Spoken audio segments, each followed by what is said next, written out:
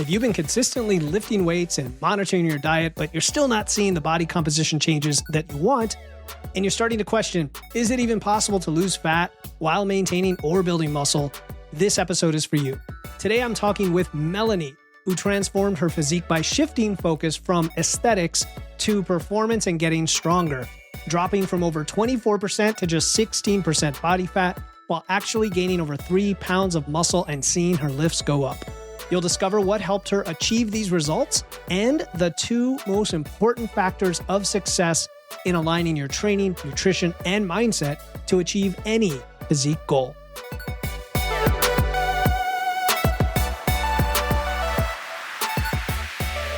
Welcome to Wits and Weights, the show that helps you build a strong, healthy physique using evidence, engineering, and efficiency.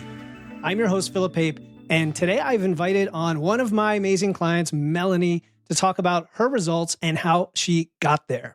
Now, Melanie came to me initially with aesthetic goals. She had quite a bit of experience in the past with different programs and even some success, and she wanted some guidance and accountability. Together, we started shifting her focus from not only aesthetics, but also strength and performance, and she dropped around 8.5% body fat. She simultaneously built 3 pounds of muscle at a fairly, I'll say, light body weight, and we'll get into some of the numbers. And she developed a sustainable approach that keeps delivering results and more to come. So today you're going to learn how she did this, how you can apply these lessons to your own journey, some of the challenges along the way. Melanie, I thank you so much for joining me today. Hello. So let's start with some background, because I think that's where people want to understand, like, what were you doing before and then what happened throughout this process. Just share a little bit about yourself. What led you to seek out coaching? Because I know you've worked with a coach before, somebody who I know quite well. Feel free to share as much as you want about that. Okay. After the birth of my second kid in 2014, I kind of realized my body wasn't springing back as it used to. So I sought out some nutritional guidance from Paul Salter, whom you just mentioned. And I worked with him for, almost 8 years. You know, he took me through a bunch of deficits and a bunch of maintenance cycles and everything. And then about 2 years ago, I had kind of stopped with him because I had a family medical issue that I had to attend to overseas. And when that happened, basically all nutrition and all fitness went out the window because it was for an extended period of time. When I got back stateside, I was really struggling with being consistent with anything. Not because I didn't know how to, but I think personally for me, accountability is kind of what at least gets me started. And then I can, once I've kind of seen the results, I can maintain it for the most part. And I think that's where I was struggling. Paul had recommended you. And so that's how we connected. Yeah. So for folks who followed the show for a while, Paul's actually been on twice. I was on his show, and he definitely, his career's evolved. He went into hypnotherapy, and I think he works with golf experts and professionals now. So unless you're a golfer. But good guy. And what's really cool is that, I know there's different coaches at different levels, and you already had coming in, I can tell, like a deep knowledge of, the basics for sure, like macros and how that works. But even some more advanced techniques, as well as pretty high level of awareness on some things like your connection with food, your own body and how it responds. And yet there's still more to learn, right? There's always more to learn. Yes. And so when you say accountability gets you started and then you're able to maintain, I guess people want to know, like, does that mean I need to work with a coach for 8 years or for 20 years or for all my life? What's the value of this? Like, what's going on there? And they want to know.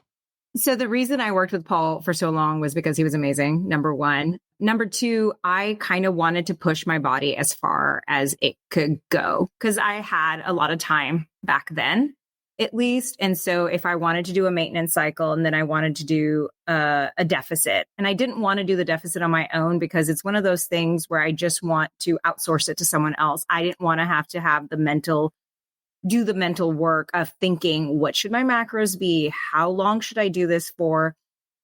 Because I had the privilege and luxury of working with a professional and being able to afford one. So that's kind of why we did it that way. And I'm one of those weirdos that actually likes being in a deficit. It's something about just knowing that that's what it is and I don't have to tweak anything. Somebody is telling me exactly what to do. my brain is now freed up to have to make decisions about other things.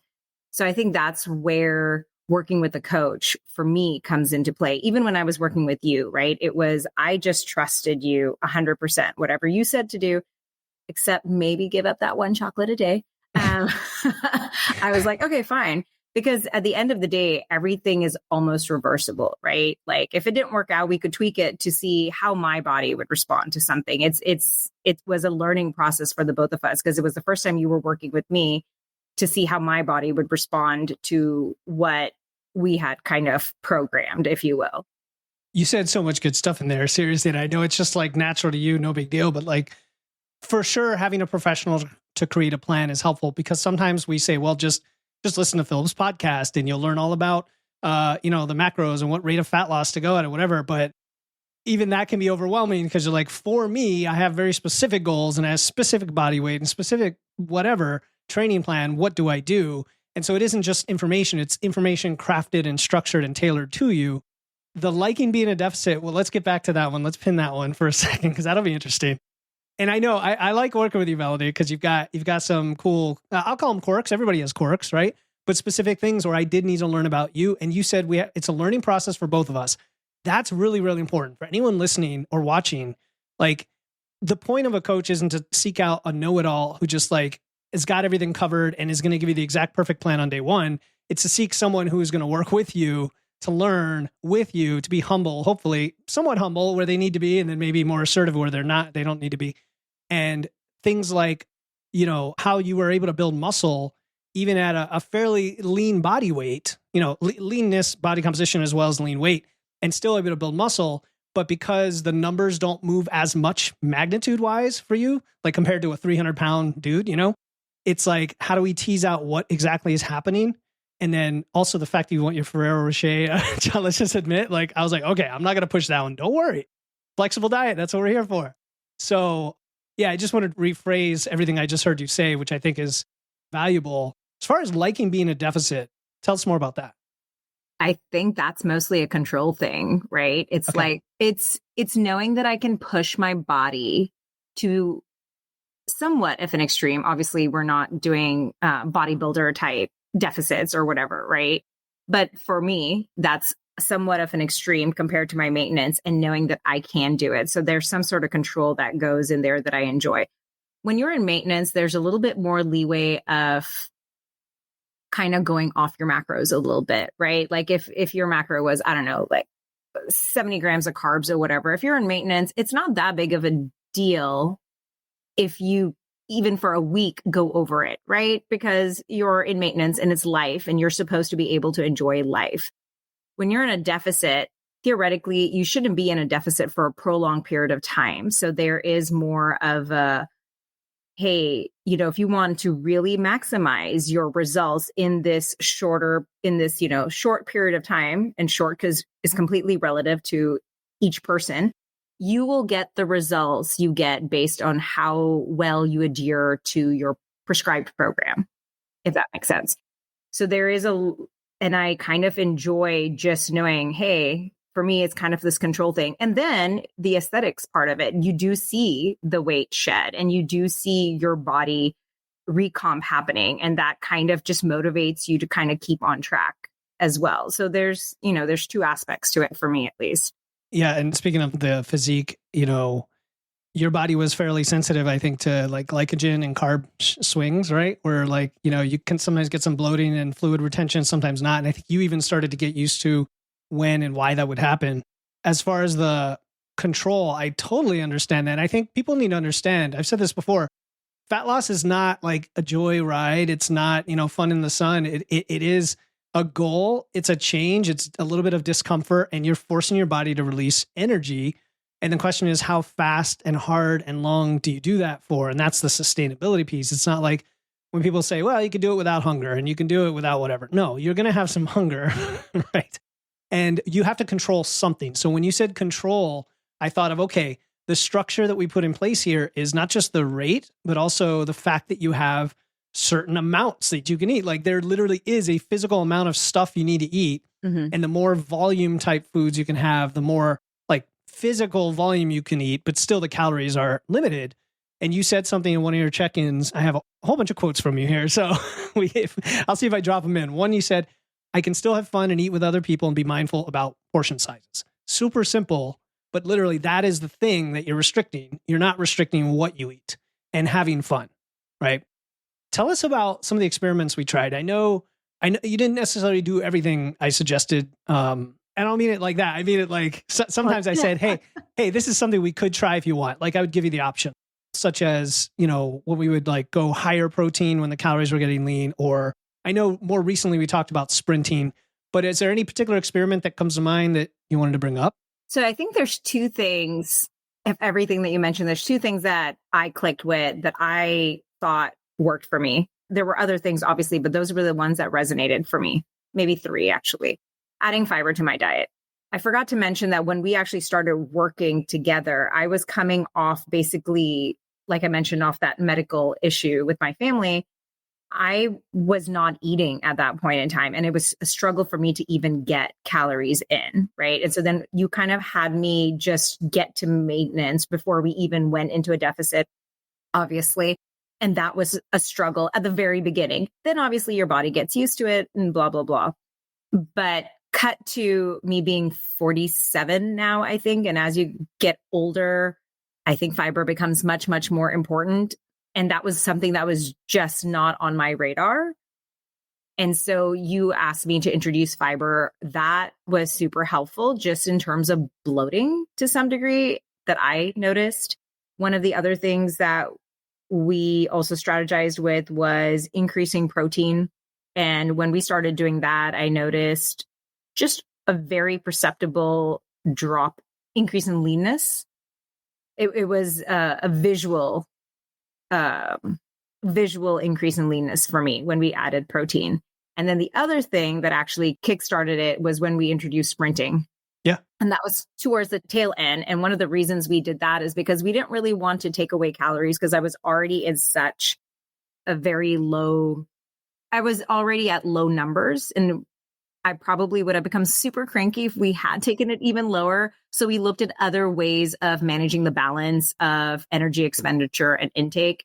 And one of those things was, well, let's increase energy expenditure. And we just did sprinting. And that, after a week or so of it, it feels good. Obviously, the endorphins are firing and you feel like a youth again. You're like, I can sprint, I can do this. But it also does kickstart that leanness again. So those were three of the strategies that you had mentioned that really clicked for me. Yeah. And I'm still doing the fiber thing, obviously, and I'm still doing the protein thing. I'm not doing the sprinting as often anymore, maybe like once a week, just for fun at this point, just because it's like a fun thing to do now. Yeah. Yeah. I'm sprinting more as well. I'm right with you, and I'm telling more and more people about it. There's going to be an episode coming up about sprinting, which actually might have preceded this one by the time this comes out. So yeah, for fat loss, I almost wish we had done it even earlier just to see what would happen. And this is, again, the part about like not every coach knows everything and we're always learning, and your coach should be learning.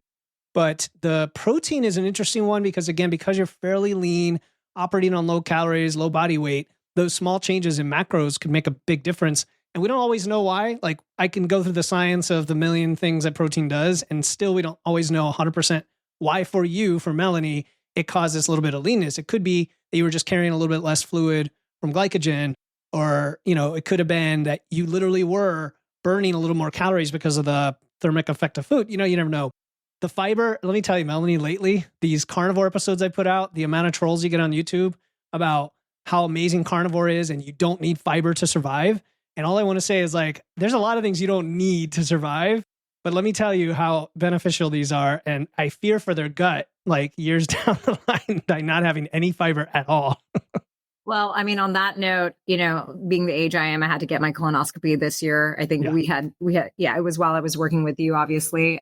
And the thing that the guy that does it stresses, he just said the majority of Americans do not get nearly as much fiber as they should. So you can either supplement. He was mentioning the standard fiber in the orange canister that you get at the grocery stores or whatever. But, to each their own. You like you had mentioned, you actually have a list in all the documentation that you give us, a wealth of information. You have a list of fiber rich foods. You don't have to take a supplement. You can if you want to, but you can also get it from fruits and veggies and all that stuff. It's just playing around and seeing how it works for you.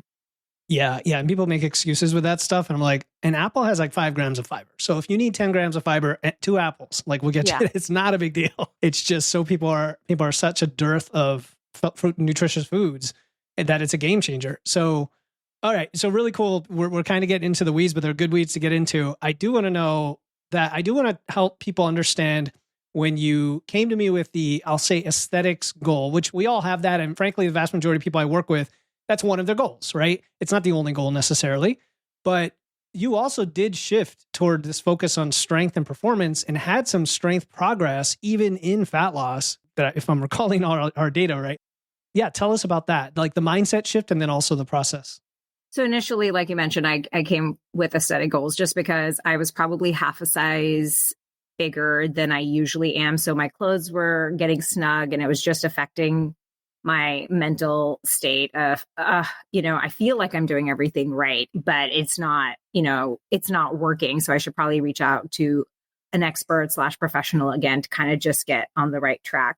And then kind of when we got into it, just because for me, as you mentioned, it wasn't necessarily that I had a weight goal, right? It was more what I looked like that I wanted to achieve, because it was a slower process for me than I would imagine a lot of people.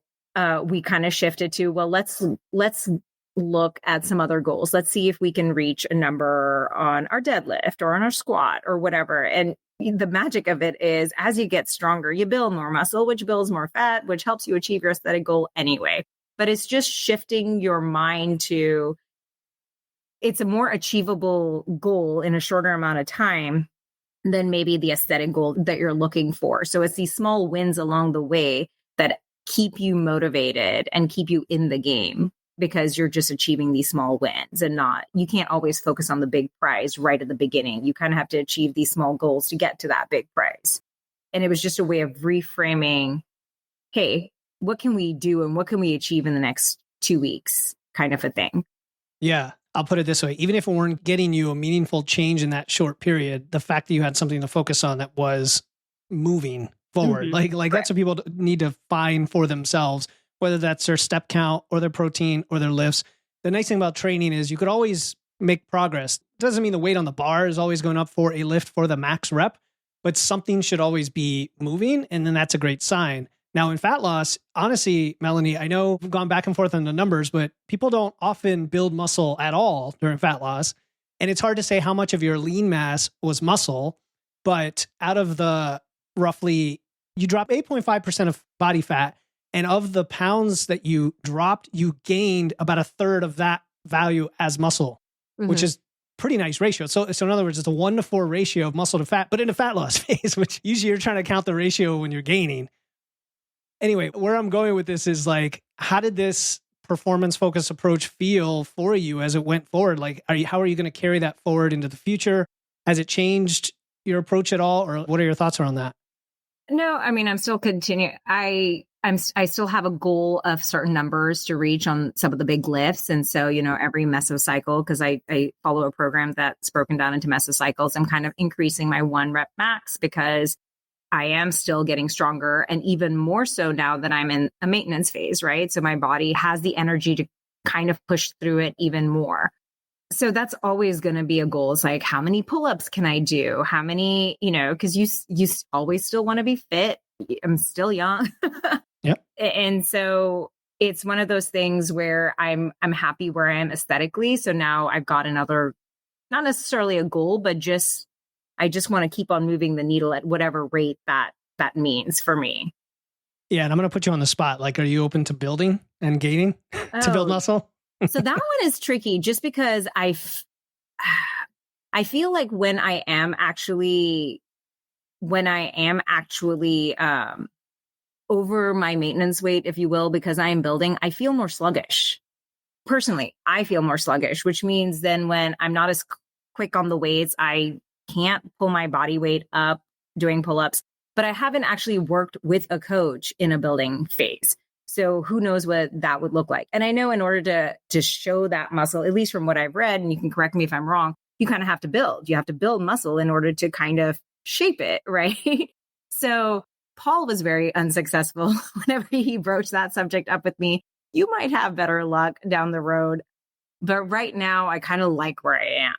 And then, look, there's no right or wrong answer. Honestly, people would love to be able to lose fat and get to some level where they're just, cool. They're cool with it. They're happy. And you can still get a lot of progress. The fact that you built muscle while losing means you have some early, like, novice type response still in you to be able to keep gaining muscle at definitely a maintenance. And there's always like different trade-offs. Like, you could always go at a very lean gain if you're not the type that's like, I have to put on all this muscle and then cut it off, because a lot of us are, and a lot of my clients get into the habit of cycling every year more aggressively. But if you're like not comfortable adding 10 more pounds of scale weight because of that's a whole mental thing, there's nothing wrong with being at like a little above maintenance and just drifting kind of up, since your body is very responsive, until you hit a wall. Then when you hit the wall, then you say, okay, now maybe I have to ascertain like one more cut and then a really aggressive bulk for a while and then back to a cut, those kinds of long-term strategies. So do you take clients immediately from a deficit to a build, or do you prefer to have them stay in maintenance for a bit?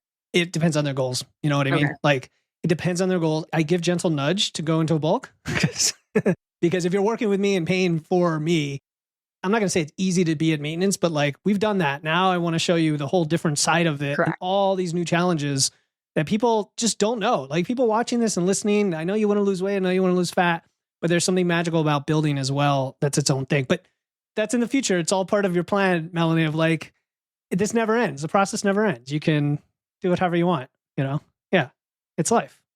Well, yeah. And it really shouldn't, right? I mean, because your body is constantly changing. So what works for me, or what I think works for me this year, may not work for me next year, and so you can't always stick with the same plan because it worked for you in the past, because your body has now changed. You've gotten, 100%. at least, for me, I've gotten older. My hormones have changed. My body now might be sensitive to something that I used to eat or whatever. And so I can't, things like that.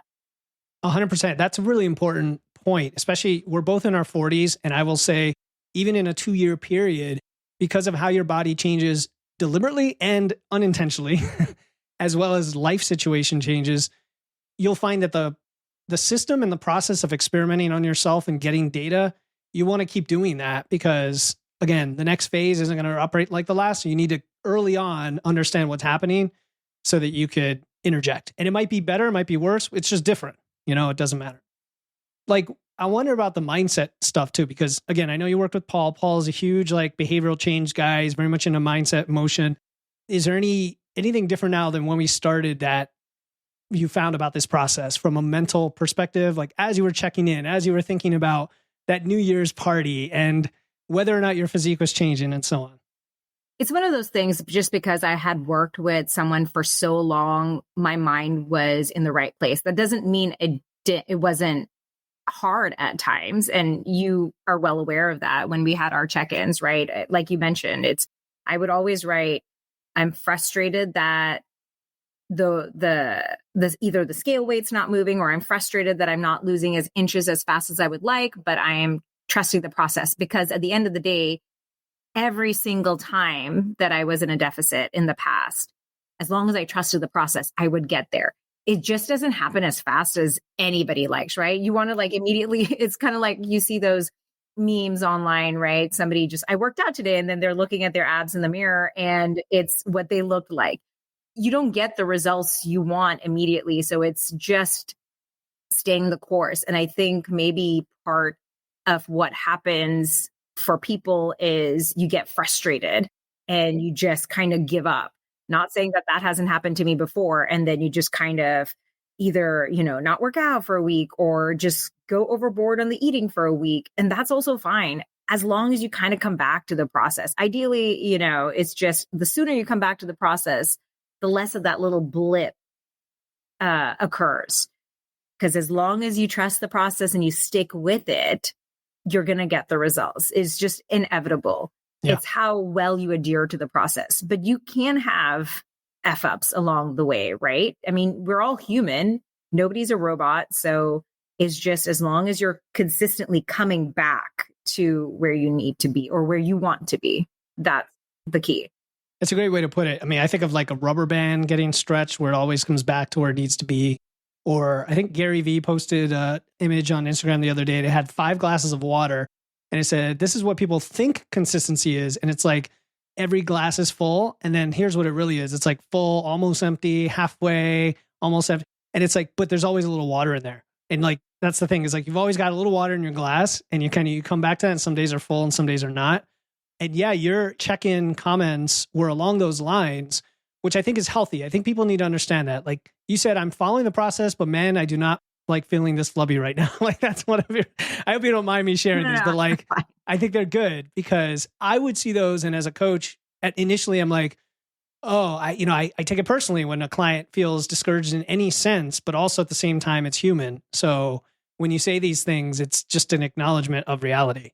You had another one about a New Year's party. You said, I intentionally ate what was there. I also knew I wasn't really going overboard and my body would adjust back in a few days as it did. Shrug emoji. So again, you were like confident the process would work. Now, not everyone's that confident. And I suspect newer folks, and this is where I'm going to ask for your advice for somebody listening, somebody who is like a month into the process or 2 months in, they don't have the long history you do. I've seen this as well, where a small fraction of clients, I lose them because they're impatient and they're like, I'm just frustrated. Nothing's happening. I'm going to quit, and it's like, I try to reel them back.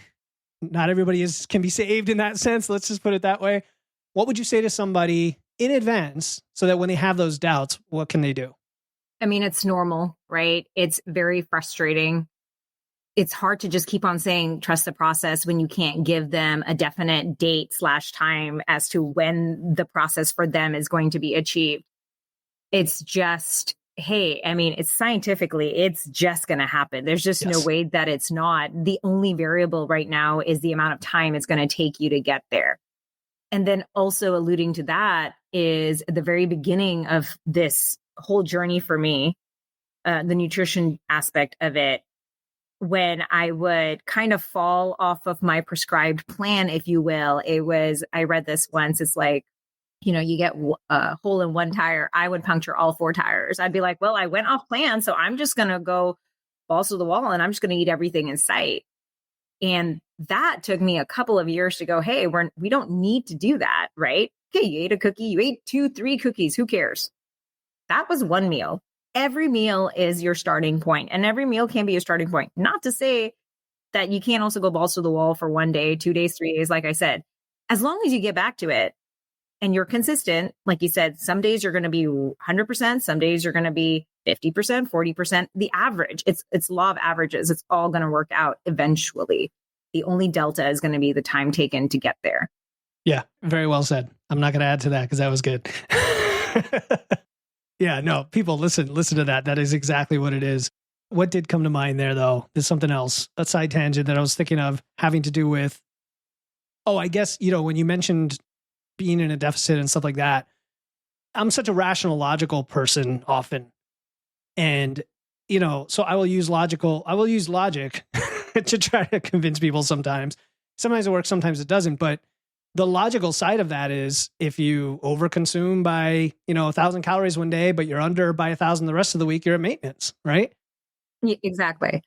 But I think that can be hard for some people who are already in a deficit because they're already like just going to keep at those calories. And now it's that mental game of, well, you're going to take away more, even though I may have gone over, but it's that like, well, that was the baseline for me. And now it's less, even if it's for 4 days. So I can see where that would be a struggle for people. Sure. I think that would be a struggle for me.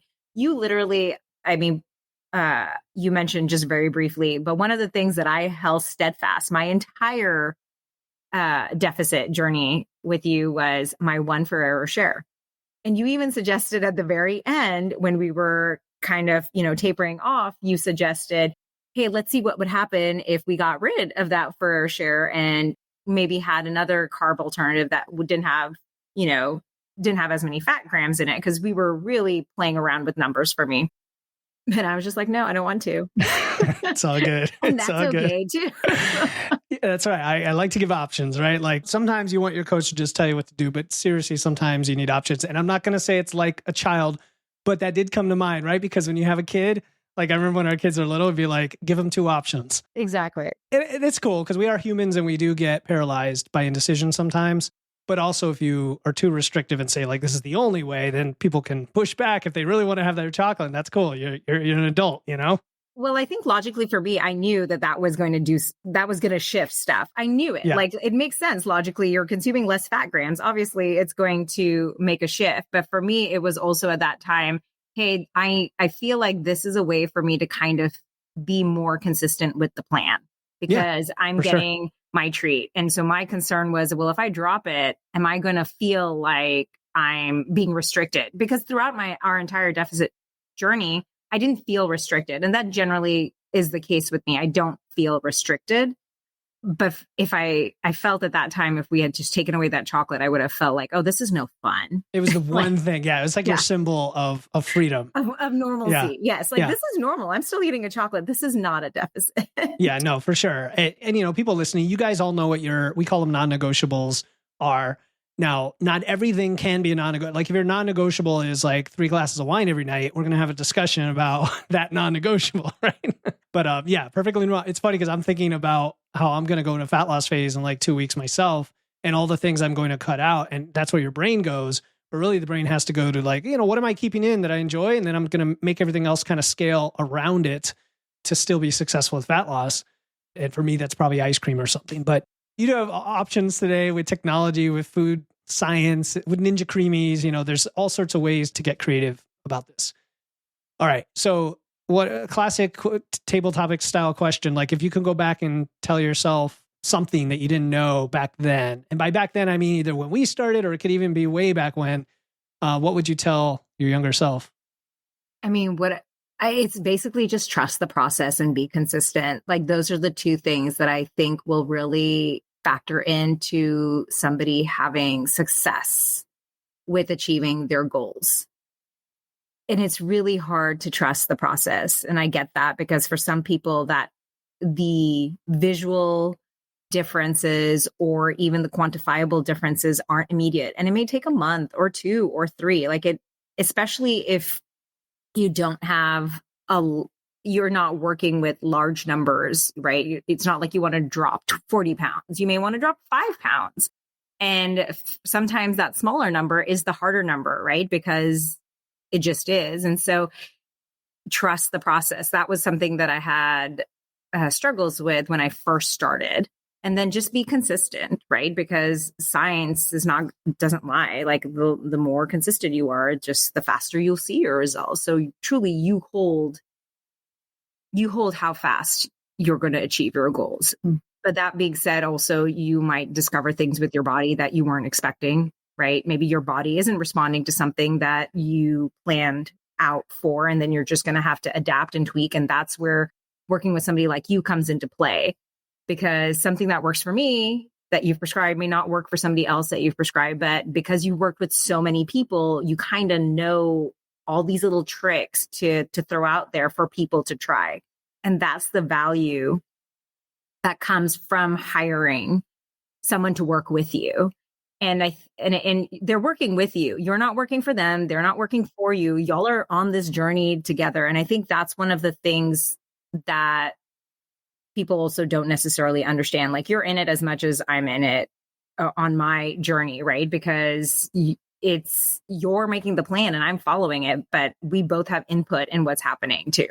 Oh yeah. And I want to make sure that plan adapts with you in real time. And it's funny you talked about experimentation and learning about your body and all that. I will have clients that early on will say, hey, this thing kind of is not working. So I tested by doing this. And I'm all for testing. Trust me, I am.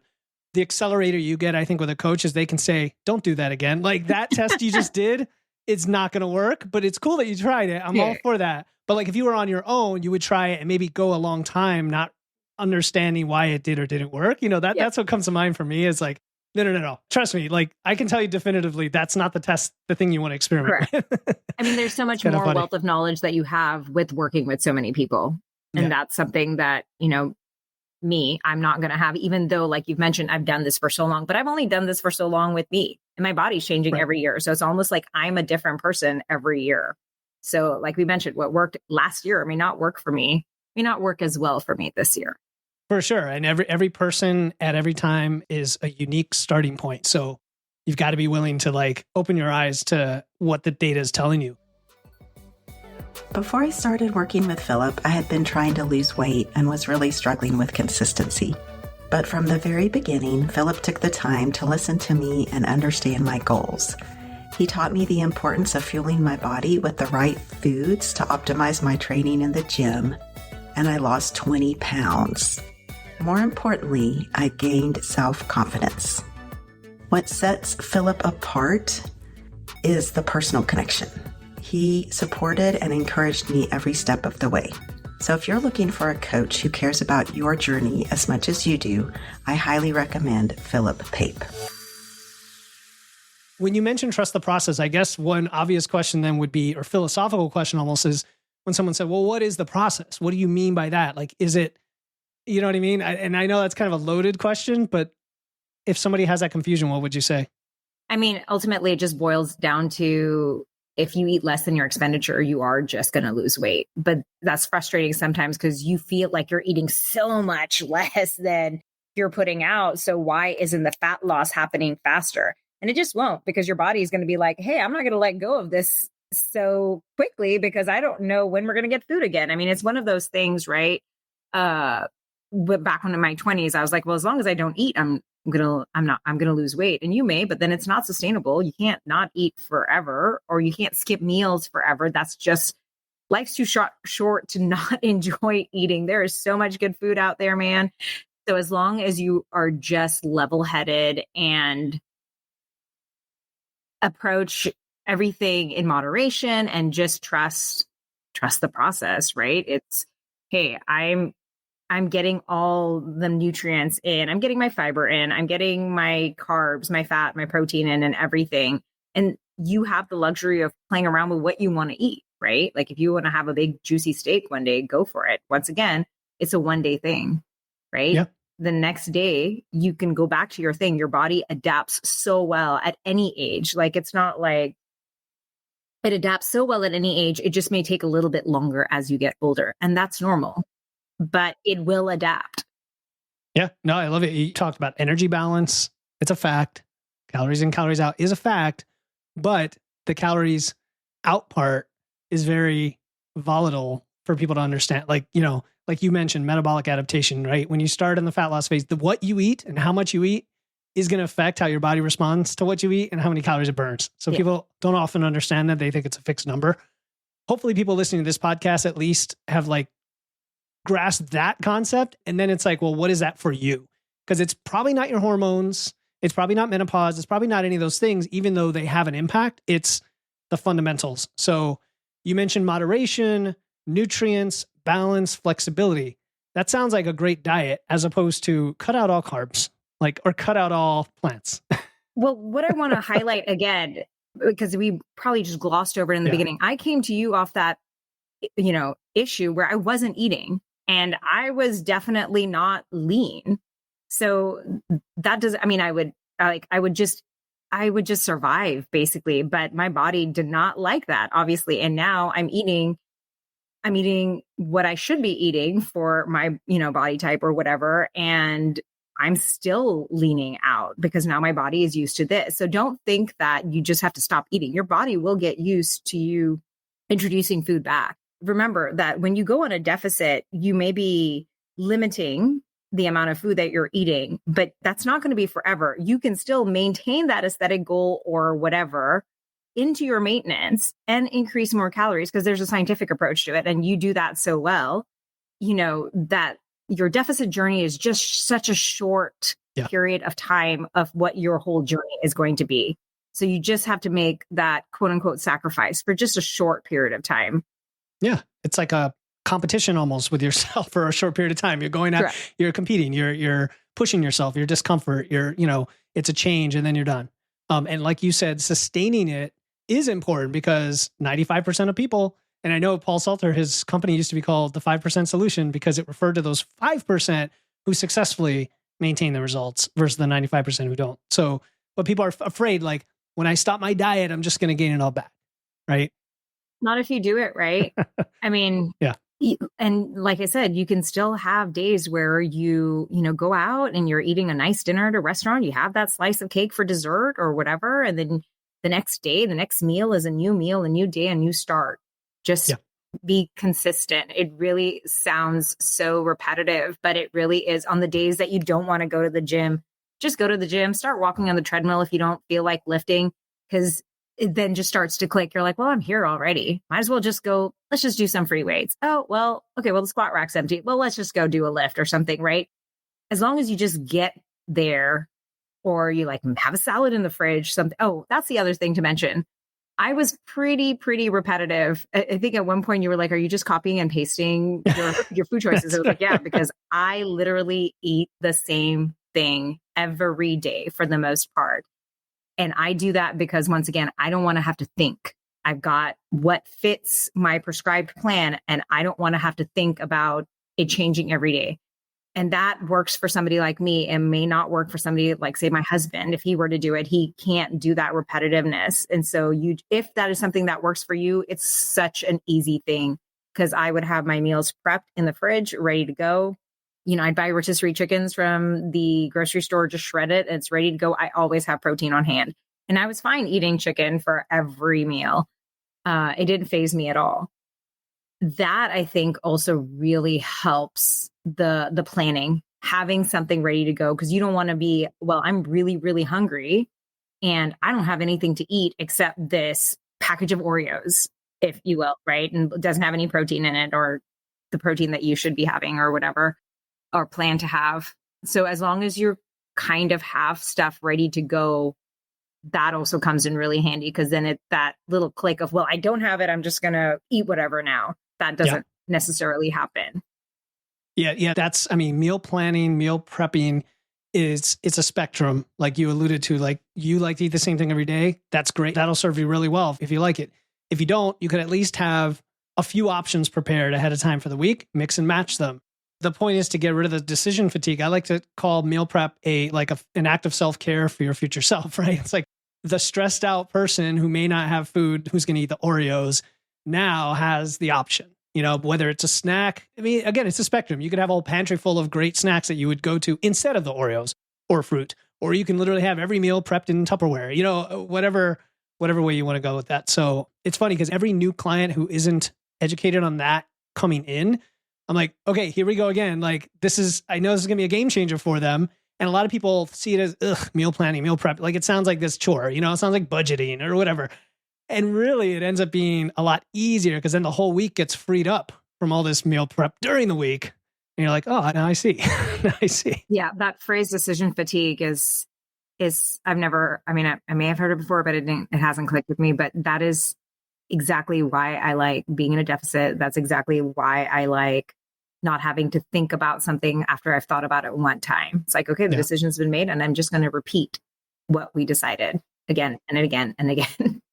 Exactly. So you've got all these great tools. I'm sure we can go on and on about all the things, but it's going to be different for everyone.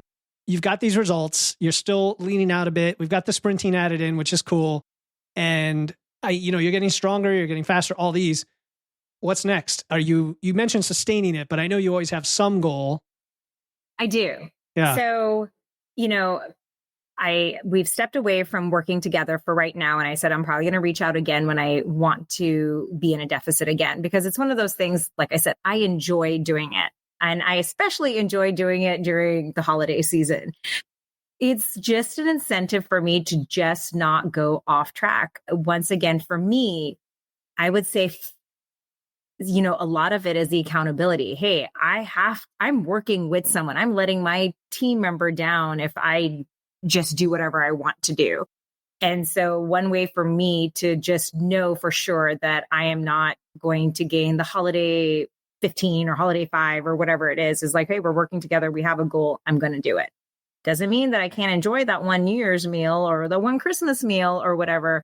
But it just means that every time my neighbor brings over a cookie or something, I don't always have to eat it because I'm trying to achieve something for myself. So right now, while I'm in maintenance, my goal is just to get stronger and stronger and stronger, more so than anything, because I am at my aesthetic goal. My clothes are fitting the way I like them to. I like the way I look personally. So that's all good. And then when I want to go into a deficit again, I just like having somebody that's an expert that will just do all the decision making for me, like you just said, and I just have to follow along and do that. So that's where that's kind of my plan right now. Cool. Yeah. Getting stronger is one of my favorite goals. So you can't go wrong there. And honestly, you could do some form of that forever. And again, I mentioned Nikki Sims earlier, but she said it's like going from skinny to strong kind of deal. So, if and when you're ready to build, definitely reach out. But again, you mentioned about losing. I've got plenty of clients who do it seasonally. They're like, all right, it's fat loss time. Let me go talk to Philip. It's just one of those. And I don't take it personally because, whatever you need help with, I'm here to help. So let me ask you this as we wrap up. Is there anything you would say to somebody who's on the fence about coaching and either may not be the right fit for coaching versus they are? Like, I'm really curious. I'm always curious about that. Like, is there somebody who shouldn't, other than maybe they can't afford it and we all have different price levels. That's different. What do you think? There's so much value to having a coach because there is so much information out there. It takes so long to kind of comb through the weeds. It's hard to know what's necessarily accurate. You could follow 3 people whom you really admire and trust, and they could have 3 completely different opinions. And then you're just like, well, I don't know what I should do for my body. Am I going to really experiment with all of these things? Having you in my back pocket, if you will, it just took all the stress out of it because, like we mentioned, you've worked with so many people. So you've kind of had the experience of knowing what works or what you can already see is not going to work for somebody, if you're trying something. And so it's just the experience, the ability to kind of cut out all the noise, all that extra noise and say, hey, let's try this. Let's try this. Somebody, if you want that person to make all the decisions for you, great. If you want it to be more collaborative, great. Like a coach is supposed to, and this is what you do, also kind of be a therapist to kind of figure out what that person's receptiveness to which coaching style. Like, does somebody like being told what to do, like me, and does it? Or does somebody like being more collaborative and doing it that way? So I can't stress enough just how much easier it is to achieve your goals if you work with a coach. I'm not saying you can't. It's just there's a lot of noise that gets cut out when you work with a coach. Yeah, I like the way you put that because if you're ever hitting your head against the wall about anything and you've already listened to all the podcasts and read all the books, because I've been there where I'm like, I could do this. It's like, something's not quite cutting it. I mean, just find that person, that expert, get a referral, talk to Melanie, talk to anybody and go for it. So yeah, thanks for sharing your story today. I know there's probably a lot more we could have gotten into. I guess I'll ask you, is there anything we didn't cover? You're like, I gotta tell people about this. No, I think when I remember just meal prepping, like that was such a big thing. I can't believe I almost forgot that one, but that one does really help you kind of stick with your goals and then just be patient. It's okay to be frustrated. Just know that it will happen. The delta is the time. It will happen. Absolutely. It will happen. It's just a matter of time. Thank you so much, Melanie, for coming on. And I'm excited to see what happens next. I'm hoping we can stay in touch and maybe get you building some muscle here in the near term. I'm going to keep saying it. I'll keep on getting stronger. So we might be there. Exactly. If you hit that wall during maintenance, you're like, why isn't it happening? It's because of the food. You're going to need more food. Yeah. All right. Well, thank you so much for coming on, Melanie. Do you want anybody to reach out to you from this, either in Facebook or somewhere else? If anybody has any questions, feel free. What's the best way to do that? Email if you want to drop it somewhere, or do you just want me to say it? I'll drop it in there. I'll drop it in the show notes so people can look at that. Okay. All right. Yeah, that's the best way. Awesome. Thanks so much for coming on. Thank you.